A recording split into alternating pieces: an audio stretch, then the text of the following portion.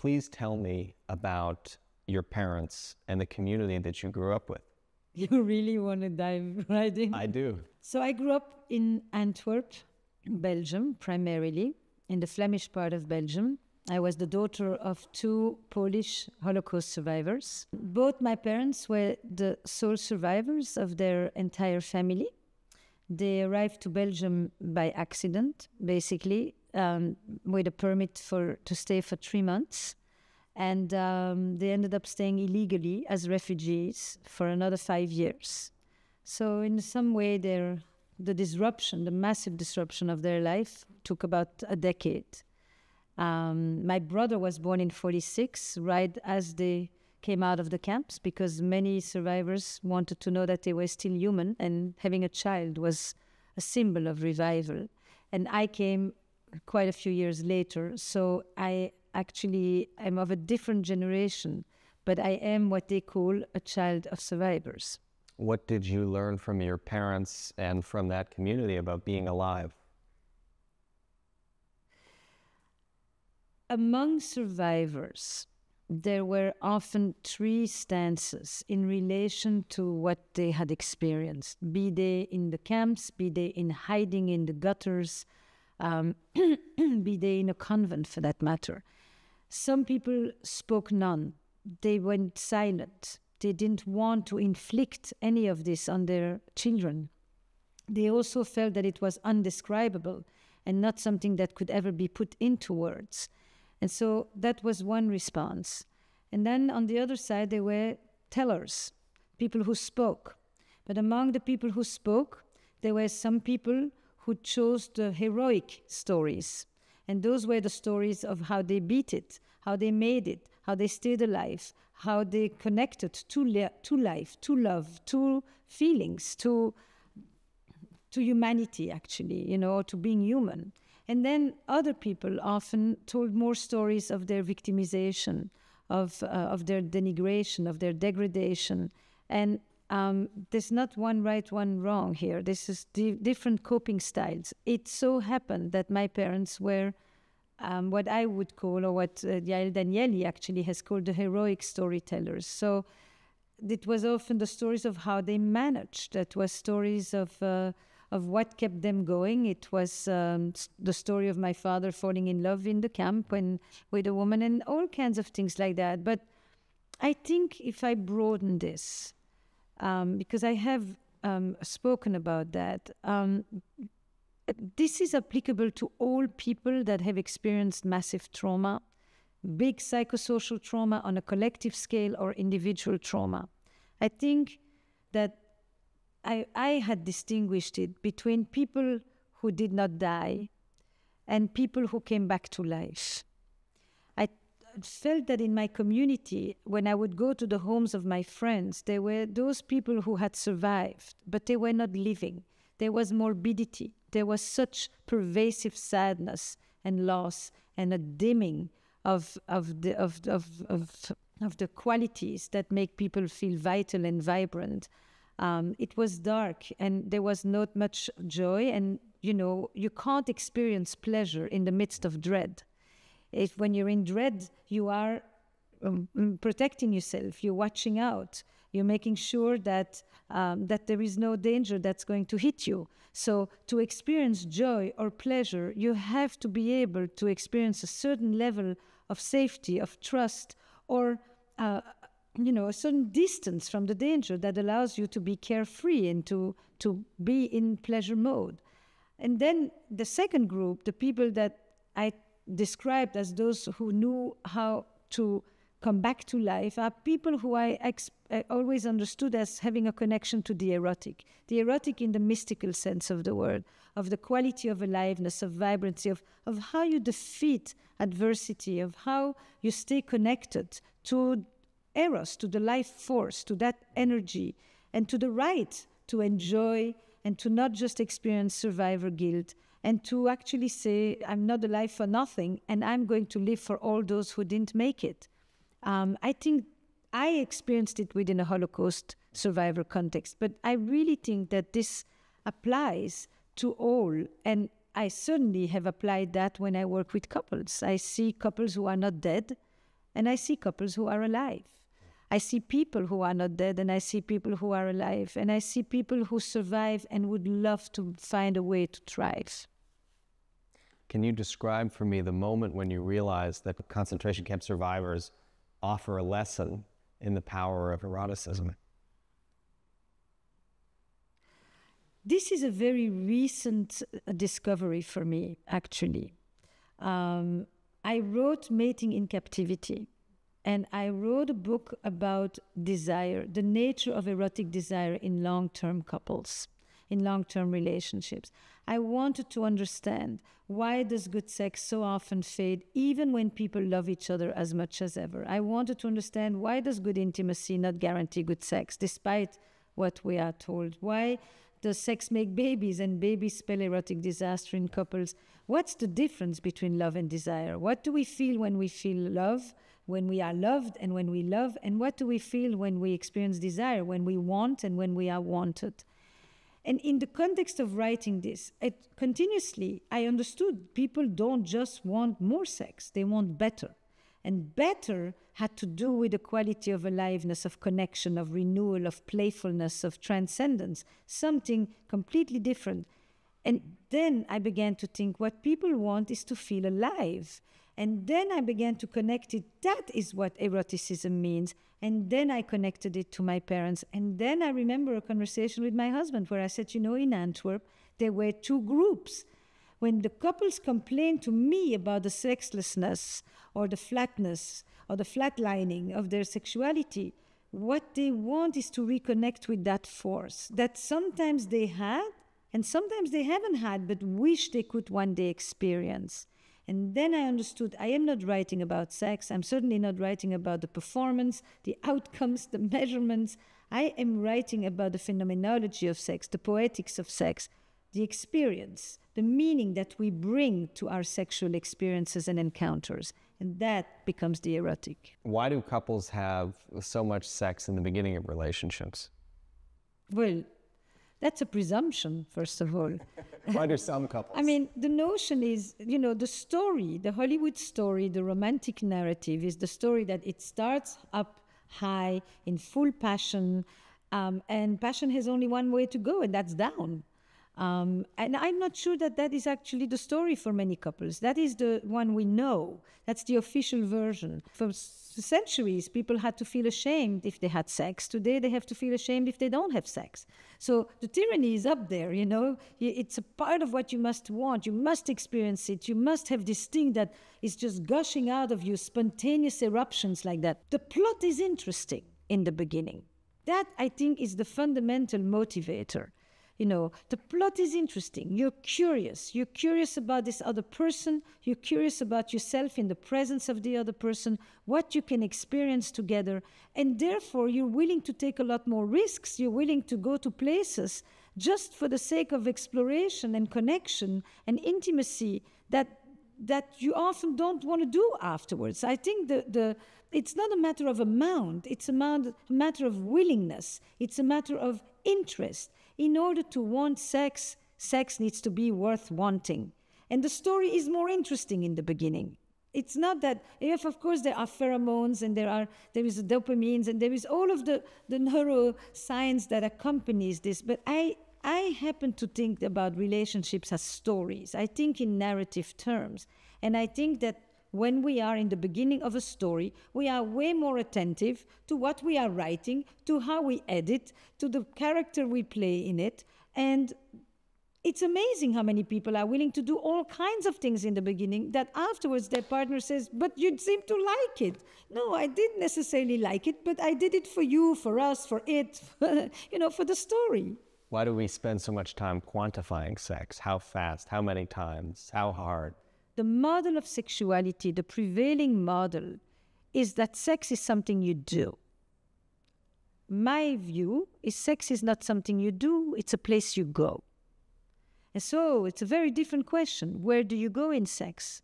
Where do you go inside of you? Where do you go with this other person inside of them? Not their orifices, the universe, the person.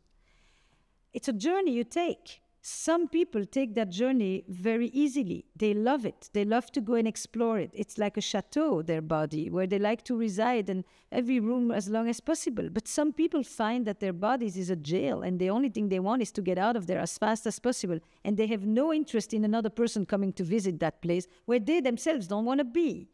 And those aspects of sexuality are way more true than just this notion that, it is a performance. It is measured by the fact that there is an act. The foreplay is 5 minutes before the real act. The act involves intercourse. The intercourse leads to orgasm, and then it's over because he falls asleep. That's the heterosexual version of it. It's a rather male model. It is all about performance and competence and outcome. It happened because this thing proves it. That has nothing to do with sexual satisfaction. And I actually am convinced that if people spend more time thinking about sexual satisfaction versus sexual functioning, we would be doing a lot better. Then there is also the American culture. There is a certain context in this country that is highly pragmatic. It's a doing country, and it likes to do things, and it likes to do them well and quick and I do think that there is a certain lack of poetry sometimes in the way that as a country we speak about sexuality, and that is not necessarily the same if you go to other countries. I know it. I hear it the whole time. It's hard to articulate without becoming anecdotal and making kind of cultural generalizations that are lame.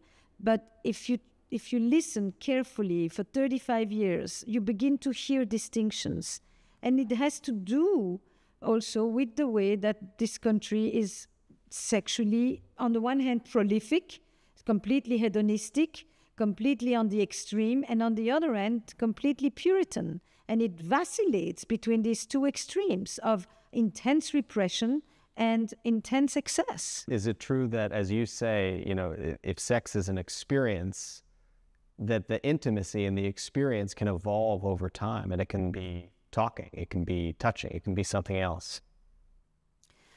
Look, doing sex is not what it is about. There's a lot of doing that you can do. You people can eat and taste nothing. Everybody knows that, and it doesn't have to be necessarily an intimate experience. It can be also the intimacy has a lot of meanings. It can be a hit and run. It can be a one-night stand, and it can be a beautiful moment. And it was an intimate moment, like a moment when you are speaking for 3 hours to somebody on an airplane, and then you move on.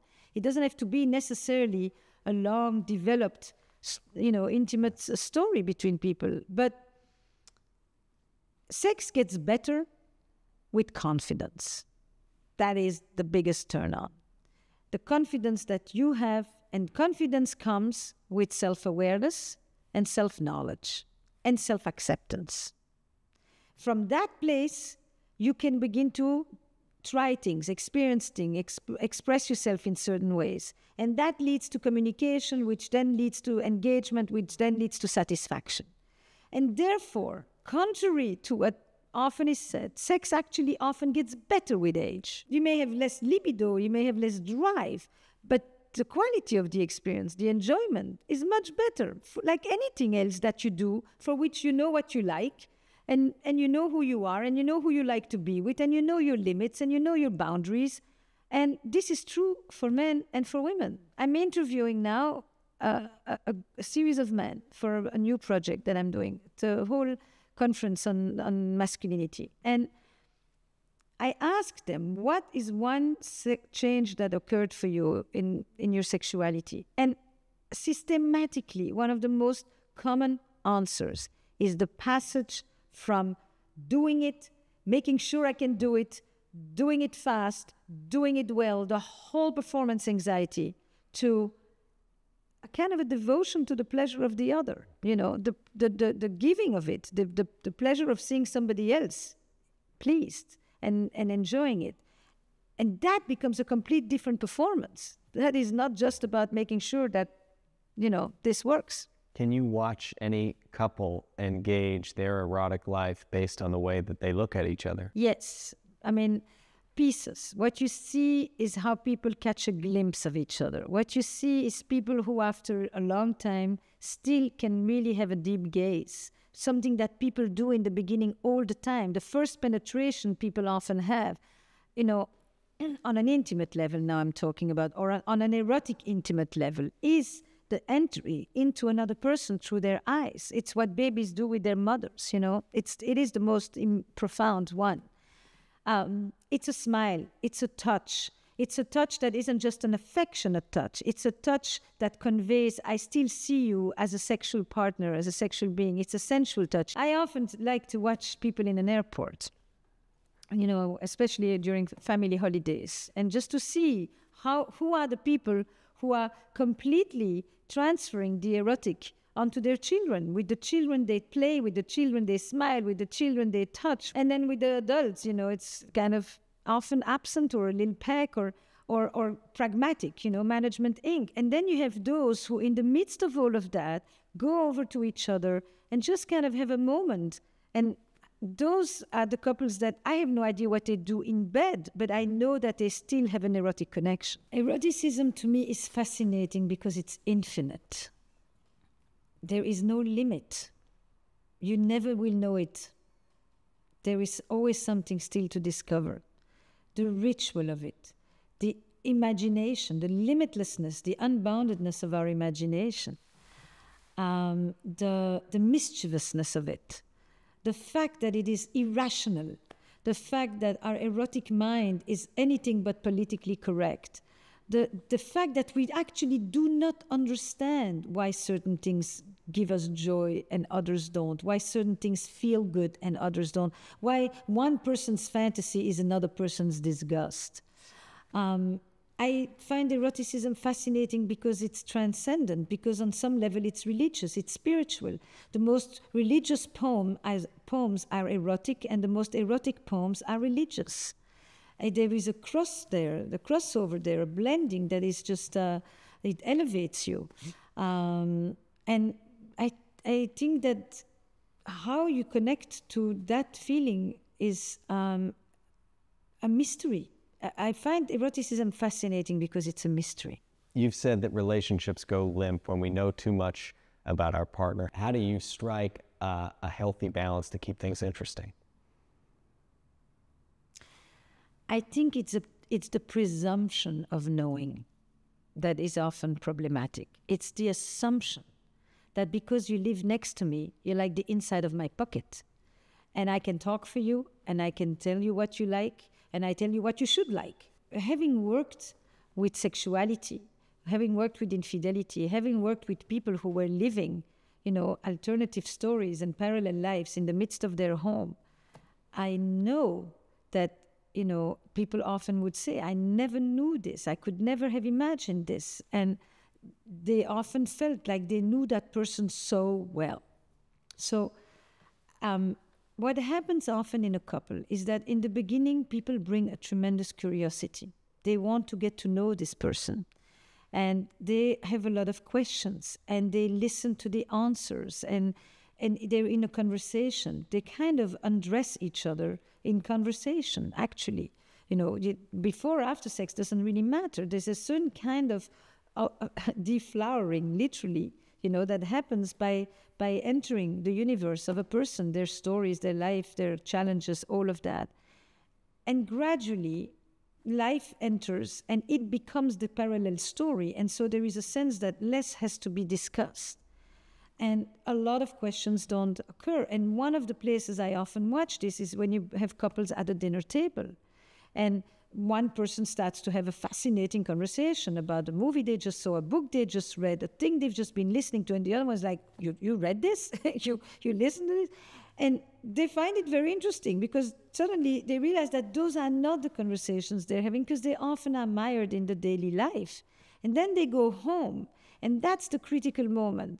Do they actually continue the conversation where it's interesting? They discuss something else. They get to know something, we evolve, we change, we learn things, we struggle with new things. We have all kinds of new challenges, all kinds of opportunities.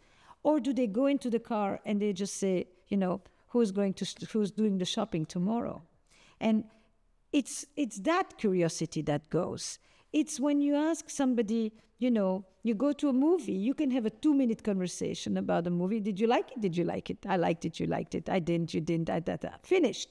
Or you can kind of say, what did you think when she said that, or when he did this, or when he left, or when he, reacted in this way? And then you actually have a conversation that brings curiosity. It just says, you still are a person with all kinds of things about you that I don't know. Nobody does this with a friend. People stay curious about their friends for decades.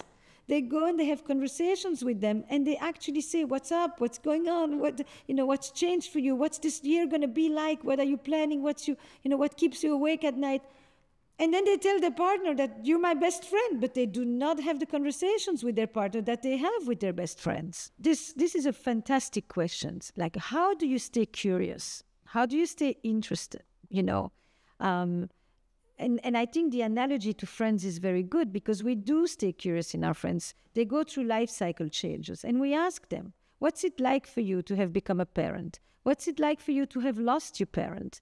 What's it like for you to have this new career you never imagined? What's it like for you to have lost your job, to be 6 months looking? What goes on inside of you? How are you experiencing life and the world? And it is remarkable how often couples do not ask each other that question. They become more practical, more pragmatic, and it becomes more boring. How do the people that you speak to describe the moments when they feel most connected to each other? I mean, you can experience a deep sense of connection with someone because you are experiencing something really similar, and you are in moments of oneness. Or you can experience a deep connection with someone because you're looking at somebody else, at your partner, in a deep connection with something or somebody else.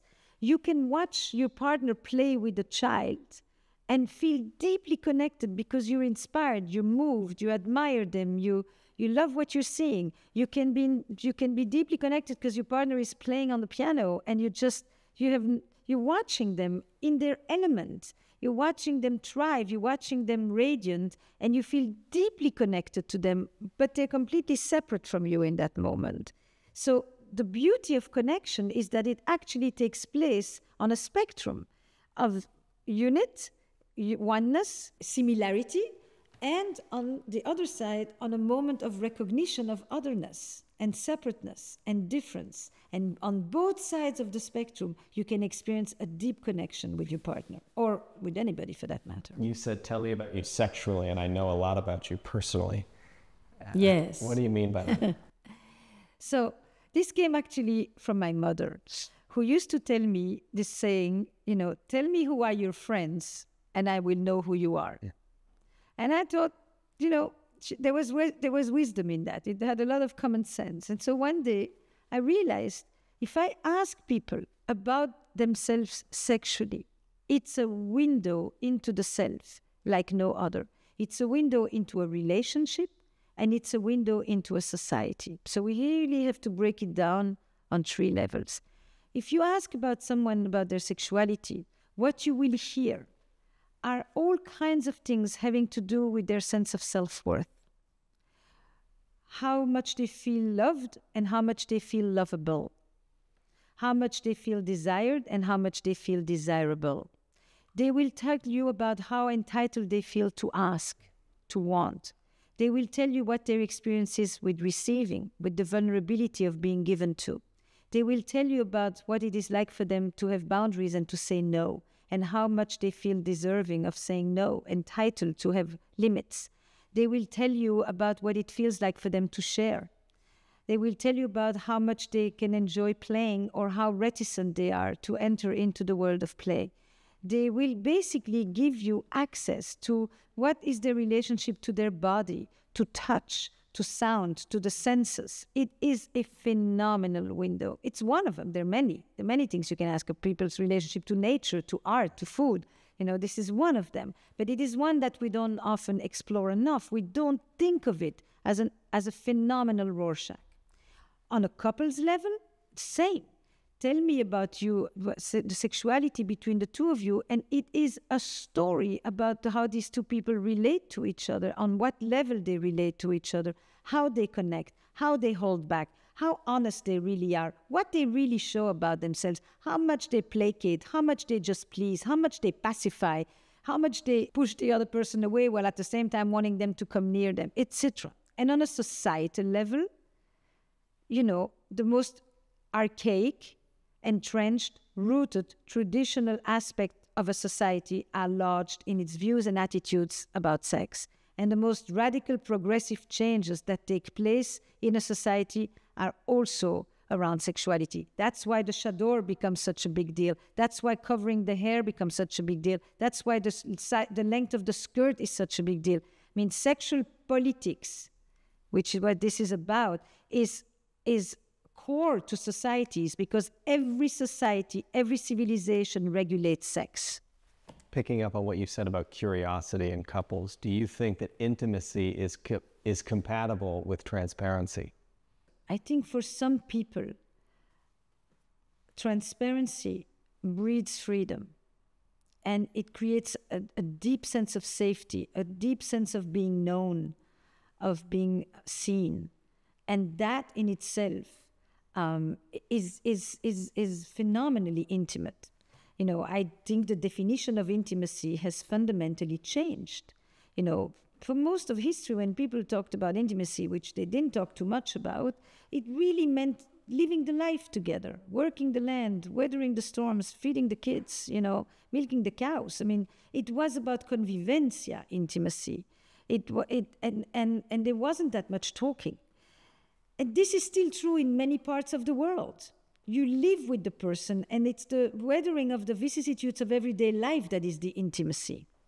We have totally redefined intimacy. That's the first thing we need to understand.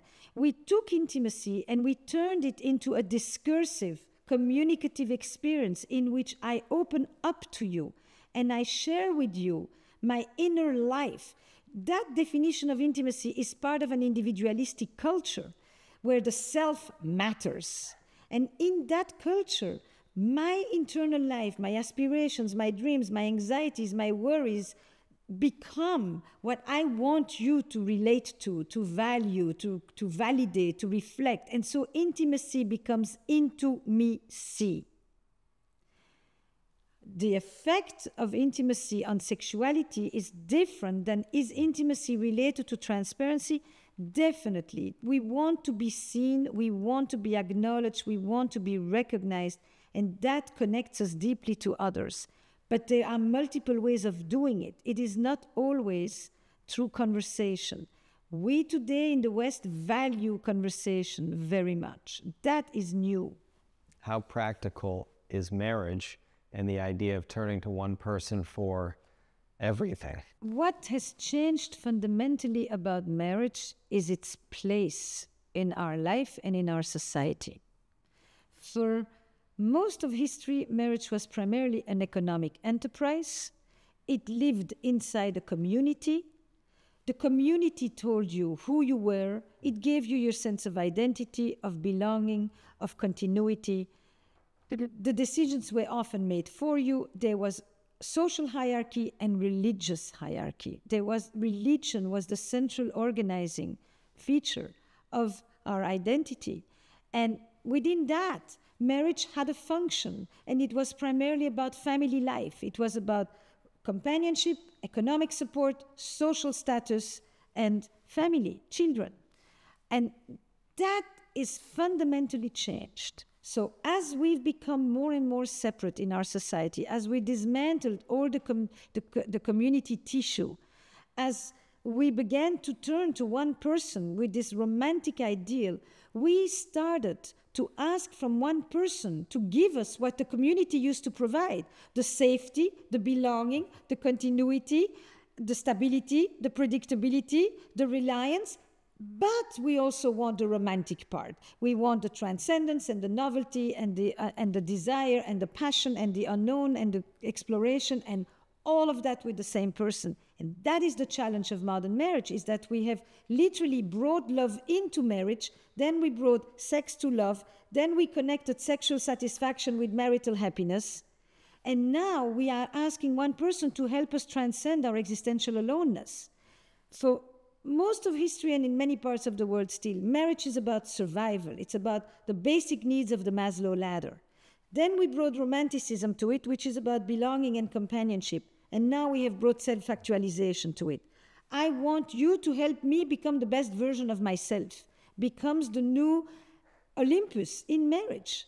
And basically, a lot of marriages are crumbling under the weight of expectations. It's just is a lot to ask from one person. It's a lot of stuff for one party of two. How crucial is it then, given what you just said, to check in with someone, your partner, and say, how are we doing? All the time. Today I read a whole study. Married people, and especially married people with children, have less contact with their siblings, their parents, and their friends.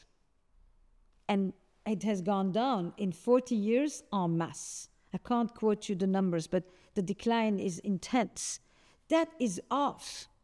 It's really not, the system needs multiple connections and multiple relations and support and challenge and points of views and all of that. And the more people are connected in a relationship and the more they have small children in that relationship and the less they have any communal support. How are we supposed to do this? It just makes no sense. So you check with the partner, but it's not just how are we doing. That, I think, is a great thing. The same way that a team asks it, the same way that in any company, people check, annual review, how are we doing, what's going on. I think it's a beautiful thing. But more importantly than that, it is the lack of other relationships around, mentors, friends, families, etc., that buffer against the stress of life that couples today are depleted from. You talked about play, the idea of playing. Mm-hmm. Can you elaborate on that a little more? Yes, I use the word play to talk about imagination. I mean, listen, the first thing a child does, as soon as it is fed and comfortable and satiated and dry, is play. Play is exploration. Play is discovery. Play is freedom. Play is unself-consciousness. Play is what you can do when you can enter into the world. So this, if I give it to you on a children's level, you know that a child who does not play can't thrive. It can't grow. It can't learn. But it is the same for adults. If all you do is survive, work, fulfill duties, responsibilities, worry, care, you are doing what's expected of you, like people at war, like refugees, like people in poverty, like people in crisis. And the first thing you know, play is creativity as well. I find it one of the most important words. It connects to joy, it connects to possibility, it connects to freedom, it connects to the alternative realities. It's through play that you can enter into another world than the world you live in. It is our imaginative capacity. It is one of the greatest things that is given to human beings, is the ability to imagine something that isn't happening and experience it as if it's happening. That's play. And it is fundamental to sexuality, that's for sure. I want to finish up where we started. You mentioned your father fell in love with the camps. Mm-hmm. Can you tell me a little bit more about that? When I was in Poland in 1991 with my parents and my brother and my husband, which was 2 years after martial law lifted and the Berlin Wall fell. So it was really in the beginning of the country opening up. We went to Auschwitz, and at one point my dad told me a story that he had never told me. It's like he had to be there to remember it. He had not been in Auschwitz, but this was no different than the camps he had been in. And he told me that there was a convoy of Dutch women that had arrived, and he saw a woman and he decided that he would help her, because at that time he was 44 and he was actually working in the kitchen, and he had organized this whole black market in the kitchen where he stole potatoes, etc. And he was feeding a lot of people with that. The Nazis, the SS, as well as the Jewish children. That he hadn't told me either. Somebody else told me that story, that 60 kids stayed alive because he was doing this. But he saw this woman, and he decided he would help her. But the next day, unfortunately, they're always shaven, so he couldn't recognize her. And so he went to the capo, and he said there was a woman, and which one is she? And then they began this correspondence. Now, it's a very interesting thing because my dad couldn't write. He was illiterate. And I never asked him, who wrote for you? Now I kept thinking, I wish he was alive. I could say, how did you actually write these letters? First of all, she was Dutch, she was Polish. Who wrote for you? And in any case, this went on for quite a while. And he just, the fact that he could save one person like that, this woman who would not make it for past 3 days, in the freezing cold like that, just connected him to a part of him that nobody can take from you. And this is the Viktor Frankl self-transcendence concept, that something bigger, other, different, outside of you, a person or a project, is what gives you the motivation to stay alive. It gives you meaning. And then he got caught. So he got caught, and basically he was sent back to play in the factories, to work in the factories. And luckily, the SS came to tell him that he ate better when my father was working in the kitchens, and he brought him back to the kitchens, or he would not have survived. I mean, I think about my parents in many different ways, I mean, my parents probably would never have married, for that matter, if it wasn't for the war. They were from very different classes. My mother was from a very educated, Hasidic, ultra-Orthodox background. My father was from a merchant family, but he was basically illiterate. I mean, he spoke 5 languages and could read the newspaper in all of them, but he couldn't read and write properly. And they would never have been together. So it was, I'm alone, you're alone, I've lost everything, you lost everything, let's get married. And just to watch that story unfold, he adored her, he revered my mother. So being adored is very interesting to me. He adored me. I have a beautiful relationship with my husband, and I know that quality like that. I think of him when he says to me, it's all about decency. It's not about money. It's not about education. It's about decency. Judge the people by their decency. That has stayed with me. I've transferred the same message on to my own children. I think of him when I think about coming with nothing and just building up a life. And I think that when people see me, you see today an educated middle-class person. That's not where I come from. And I have that memory, that relevance. He could speak to anybody. There was nobody that was above or below him. And I have that. I grew up in a very popular neighborhood on the street, and I feel still, and that I do use in my practice. I can talk to anybody. I can talk to anybody on the street. I'm not afraid of people in that way. And I think very quickly people begin to see that what I look like may not be all there is. So that I take with me. My father had no concept of what I do. He always asked me, what does a therapist actually do? Do you help people? I mean, what do you talk about? He had no idea. And that stays with me. And I had elderly parents, so there was that as well. And my parents primarily stay alive, of course, through an interview like this as well, but also because my children knew them, but not that many years, and I have really kept them alive by talking about them to the children so that they would know who they are and where they come from.